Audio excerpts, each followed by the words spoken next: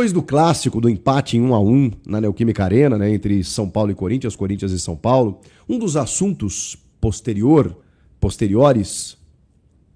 Bom, rapaziada, depois do empate em 1-1 na Neoquímica Arena, no clássico entre Corinthians e São Paulo, um dos assuntos do pós-jogo foi justamente um jogador envolvido nas duas equipes, tanto que ficou de fora da relação. Eu tô falando do Alisson, que a gente já sabia, né, na semana anterior, estava envolvido numa negociação para sair do São Paulo e ir ao Corinthians.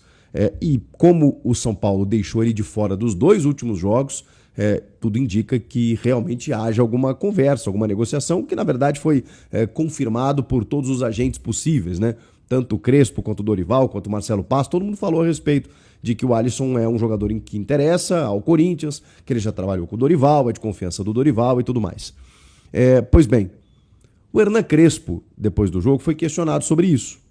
Inclusive sobre alguma possível troca, né, que o São Paulo teria pedido algum jogador para envolver na negociação. E o Crespo disse que não lhe interessa nenhum jogador do Corinthians. Ele disse isso com todas as letras. Se o Alisson quiser sair, é uma escolha dele. Mas eu não quero nenhum jogador do Corinthians. Palavras de Hernan Crespo. Isso praticamente inviabiliza a negociação envolvendo a troca de jogadores, mas isso ainda pode acontecer. Calma que eu explico. Ele falou também que o São Paulo precisa de jogadores que queiram estar ali, aquela coisa toda, o que, cara, também denota de que o Alisson talvez tenha até pedido para ser negociado. Ele tem uma relação muito próxima com o Dorival e o Crespo, não sei se se incomodou com isso, mas demonstra isso pelo menos. E o São Paulo contratou o Danielzinho, né, que assumiu a posição. Inclusive foi um dos destaques do Clássico e vem jogando muito bem desde que chegou e fez uma temporada maravilhosa pelo Mirassol no ano passado. Claro que o Alisson é um jogador importante, é um cara que foi campeão em 2023, é um cara assim que já rendeu muito para o São Paulo, nos últimos tempos um pouco menos, mas como muitos, né? Como muitos acabaram não rendendo tanto assim. E fica muito claro que o São Paulo se dispõe a negociar o Alisson, sem problema nenhum, mas vai ter que ter uma compensação. E se não for por troca de jogadores, se nenhum jogador do Corinthians interessa o São Paulo, fica mais difícil. O Alisson tem contrato até dezembro de 2027. Ele tinha contrato até o fim deste ano, mas ele recentemente renovou, estendendo o contrato até o fim do ano que vem. O que pode acontecer? Um empréstimo com opção de compra. É muito comum. Bom, vocês vão lembrar da negociação envolvendo o Jadson e o Alexandre Pato, né? O Pato foi por empréstimo de 2 anos, enquanto que o Jadson veio em definitivo. Isso por conta do valor de mercado dos dois jogadores. O Pato não rendeu no Corinthians e teve no São Paulo... Perdão. O São Paulo... O Pato foi ao São Paulo, rendeu até, mas ele teve que voltar ao Corinthians. E aí depois o Corinthians repassou, porque ele ainda pertencia ao Corinthians. Não tinha mais clima para ele jogar no Corinthians, ele só voltou por uma questão protocolar. E acho até que o Tite era o técnico na época e ele não ia trabalhar com o Tite. E o Jadson veio em definitivo para o Corinthians e fez a história que ele fez, né? Depois de ter começado no São Paulo. Então, tem um histórico aí. Mas no caso do Alisson, a gente está falando, enfim, de uma outra situação. Por que eu digo que ainda pode acontecer a troca de jogadores? Porque o Crespo inicialmente disse que não interessa a ninguém, beleza, e isso aí, se agora botar um jogador, o Crespo não queria ninguém, aí agora o jogador vai... Isso aí, balela, né? O jogador... Tudo que é dito num dia, no outro se distorce, se dá uma conversa. Não, na verdade ele não se expressou bem e tal. Não, mas foi a negociação que os dirigentes entenderam como a mais interessante. E aí tem a situação do José Martínez, que eu vi muitos corintianos, bravos comigo até porque eu sugeri a troca, dizendo que o Corinthians jamais deveria liberar o José Martínez, porque o Martínez foi um gigante na final da Copa do Brasil, e foi mesmo. Foi talvez o melhor em campo daquela final, e eu falei sobre isso no vídeo pós-jogo.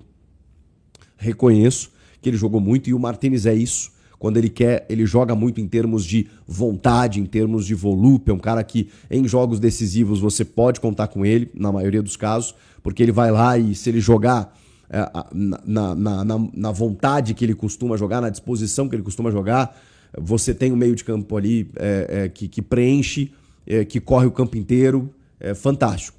O problema é quando você pode contar com o José Martínez, porque em outros momentos, e eles não foram raros, ele deixou o Corinthians na mão. Seja por um cartão indevido, seja por não se reapresentar depois da Copa do Mundo de Clubes, seja por dar desculpas que a diretoria não entende como corretas. E agora, nesse caso, ele realmente foi acometido por uma situação, digamos assim, extraordinária. A gente está falando da invasão num país com a deposição do presidente, em que provavelmente não, com certeza, muitos dos trâmites do país foram atrasados, interrompidos, suspensos, prejudicados. E ele, nesse meio tempo, estava solicitando a reemissão do passaporte. Pô, a gente está falando de uma crise diplomática, geopolítica, muitos venezuelanos foram afetados. Não vou nem entrar no mérito aqui, positivamente ou negativamente, estou falando que, cara, normal, você muda lá, o presidente não é mais o presidente, então mudam-se as relações, mudam-se as logísticas e tudo mais, e o Martínez não conseguiu, teoricamente, embarcar de volta. Só que o que mais interfere na relação Martínez com o Corinthians, e isso aconteceu depois da Copa do Mundo de Clubes por um problema parecido, tá? E a gente está falando de um jogador de futebol, tá? Que provavelmente tem staff que cuida de coisas relacionadas para ele. A gente está falando de um jogador que tem um pessoal que faz esse aparato. Ele não é um eu e você, né? Que vamos lá na fila do poupa-tempo solicitar documento, né? Ele tem os seus mecanismos, né? Para conseguir as coisas. E, cara, naquela época ele já tinha tido problemas e agora da mesma maneira. As justificativas, elas não convencem o Corinthians. E o problema todo é que o Dorival entrou em contato com o Martínez e não obteve resposta. A informação é de que o Martínez falou com o Marcelo Paz, mas não falou com o Dorival. E o Dorival ficou um pouco incomodado com isso. Tanto que ele foi questionado e ele disse, em nenhum momento coloquei jogadores à disposição para fazer essa troca. Em outras palavras, ele disse, o Alisson interessa, trabalhou comigo, gosto dele, acho que poderia ajudar, eu preciso que jogadores cheguem. Eu não posso mais que jogadores saiam. Porém, no caso do Martínez, a gente está falando de algo específico. A gente está falando de um cara que não vem agradando pelo comportamento já há algum tempo. E aí o Dorival falou que o Martínez vai ter que, em outras palavras também, né, porque eu não vou traduzir ipsis literis aqui o que ele falou, que o Martínez vai ter que reconquistar a confiança dele, do grupo, da comissão técnica e do espaço dele no grupo. O Dorival falou isso. Então, assim, já estamos falando de um Martínez que retrocedeu algumas casas para poder brigar por espaço no time. Se chega uma proposta hoje do São Paulo dizendo, tá bom, eu aceito o José Martínez, vocês acham que o Corinthians não liberaria?